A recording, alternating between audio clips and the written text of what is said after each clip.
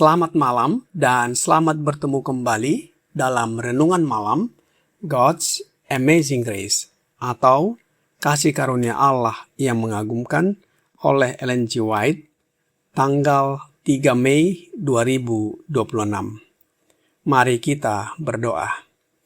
Bapa kami yang di sorga, Allah pencipta langit dan bumi, laut beserta segala isinya. Satu-satunya Allah yang benar, yang kami sembah selalu melalui anak-Mu Yesus Kristus. Kami bersyukur dan berterima kasih oleh sebab penyertaan dan perlindungan Bapa sepanjang hari dalam seluruh aktivitas dan pekerjaan kami. Pada malam ini kami akan mendengarkan firman-Mu. Mohon karuniakan Roh Yesus Kristus dalam hati kami, menuntun dan mengajari kami agar dapat mengerti dan menghidupkan firman yang kami pelajari dan dengarkan. Besertalah dengan kami sepanjang malam ini, ya Bapa. Kami persembahkan doa ini di dalam nama Yesus yang adalah Tuhan dan Juru Selamat kami. Amin.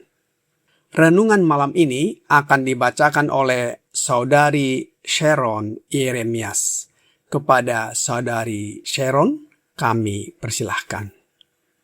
Bacaan Renungan Malam tanggal 3 Mei 2026 berjudul Di Eden. Aku akan mengadakan permusuhan antara engkau dan perempuan ini, antara keturunanmu dan keturunannya. Keturunannya akan meremukkan kepalamu, dan engkau akan meremukkan tumitnya. Terdapat di buku Kejadian 3 ayat 15. Perjanjian kasih karunia pertama kali dibuat dengan manusia di Eden ketika setelah kejatuhan. Diberikan janji ilahi bahwa benih perempuan akan meremukkan kepala ular.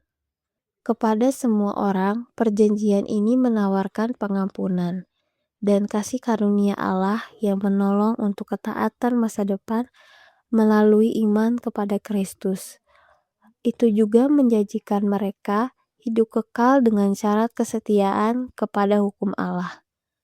Demikianlah para bapa leluhur menerima pengharapan keselamatan. Adam dan Hawa pada penciptaan mereka memiliki pengetahuan tentang hukum Allah. Itu tercetak di hati mereka dan mereka memahami tuntutannya atas mereka. Hukum Allah ada sebelum manusia diciptakan.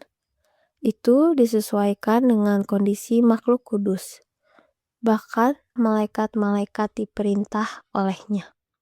Setelah kejatuhan, prinsip-prinsip kebenaran tidak berubah.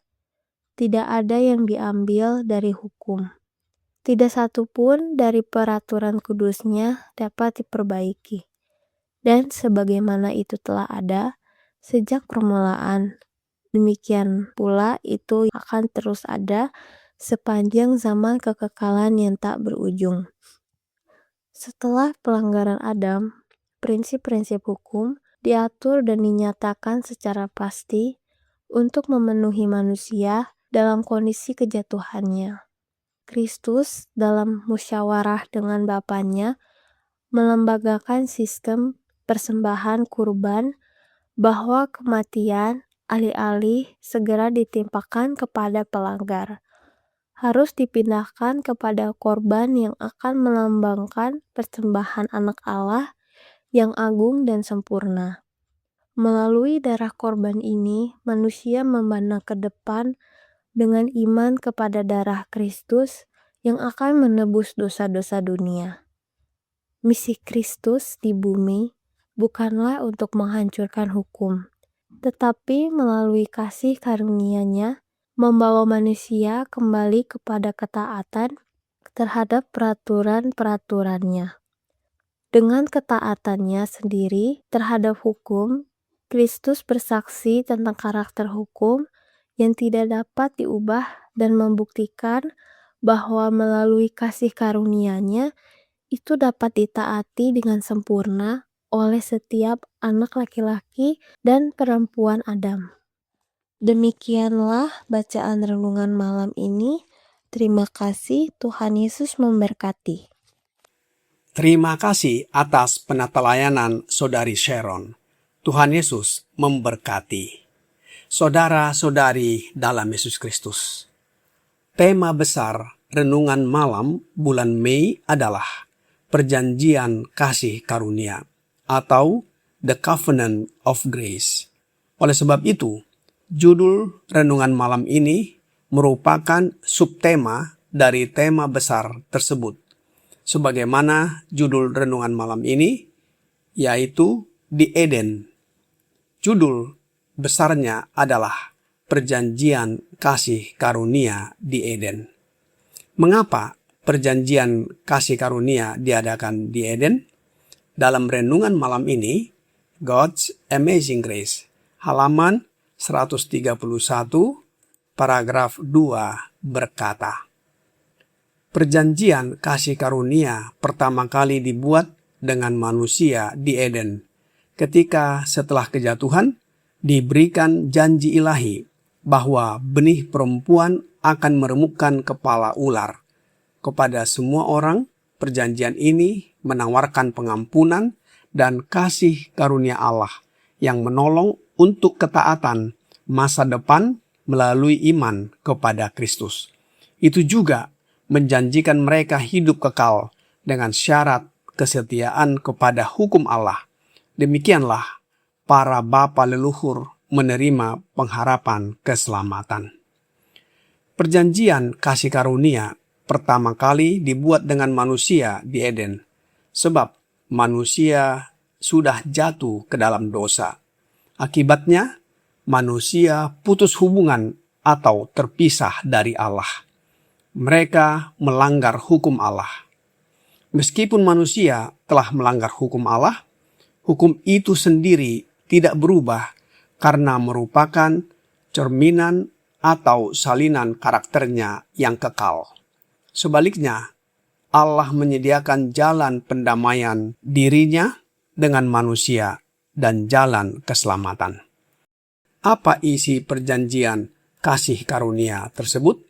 Ayat inti di dalam Kejadian 3 ayat 15 berkata, Aku akan mengadakan permusuhan antara engkau dan perempuan ini, antara keturunanmu dan keturunannya. Keturunannya akan meremukkan kepalamu, dan engkau akan meremukkan tumitnya. Isi perjanjian kasih karunia tersebut menyatakan bahwa Allah mengadakan permusuhan dengan si ular, yaitu iblis. Bagaimana caranya? Caranya adalah benih atau keturunan perempuan, yaitu Yesus Kristus, akan mengalahkan si ular atau iblis dan kuasa dosa. Walaupun si ular melukai tumitnya, yang melambangkan penderitaan Kristus, kepala ular akan diremukkan, melambangkan kemenangan total atas iblis. Ini digenapi melalui kematian Yesus di kayu salib. Perjanjian ini menawarkan pengampunan dan pertolongan untuk taat atau menurut hukum Allah melalui iman kepada Yesus Kristus.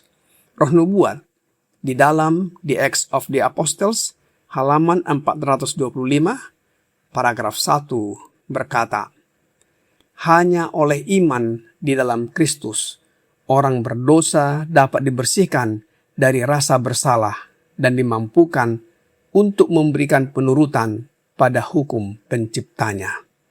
Selanjutnya, di dalam The Signs of the Times, tanggal 20 Juni 1895, paragraf 8 berkata, Kematian Kristus dimaksudkan untuk selamanya menyelesaikan pertanyaan tentang keabsahan hukum Yehova.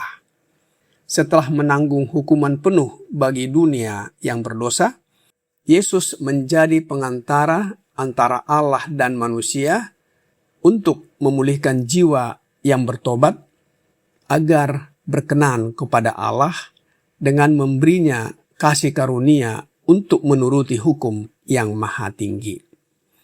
Kasih karunia, yaitu Yesus Kristus, oleh kehadiran Roh-Nya yang kita terima dengan iman, berdiam dalam hati kita, memulihkan dan memampukan kita untuk hidup sesuai dengan tuntutan hukum tersebut.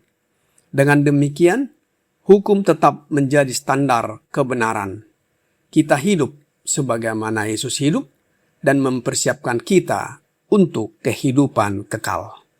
Oleh sebab itu, Rasul Paulus di dalam Efesus 2 ayat 8 dan 9 berkata, "Sebab kasih karunia kamu diselamatkan oleh iman, itu bukan hasil usahamu, tetapi pemberian Allah. Itu bukan hasil pekerjaanmu. Jangan ada orang yang memegahkan diri." Saudara-saudari dalam Yesus Kristus, penurutan sejati berasal dari hati oleh pekerjaan Kristus melalui kehadiran Roh-Nya yang kita terima melalui iman kita. Kiranya pekabaran malam ini menjadi pembaharuan dan sukacita bagi kita. Tuhan Yesus memberkati. Mari kita berdoa.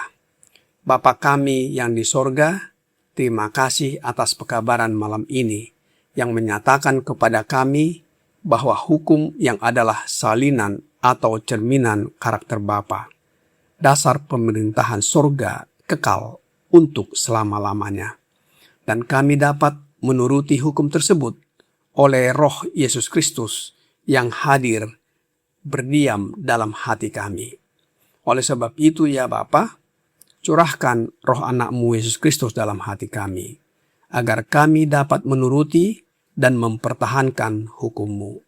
Biarlah hidup dan karakter kami disempurnakan dari hari ke hari menjadi serupa dengan hidup dan karakter Yesus. Dan apabila tiba saatnya ketika Yesus datang kembali, kami siap menyambutnya dan masuk ke dalam kerajaan sorga. Kami serahkan hidup kami ke dalam tangan-Mu sepanjang malam ini, ya Bapa. Mohon ampuni kami atas dosa dan pelanggaran yang telah kami perbuat. Kami persembahkan doa ini di dalam nama Yesus, yang adalah Tuhan dan Juru Selamat kami. Amin.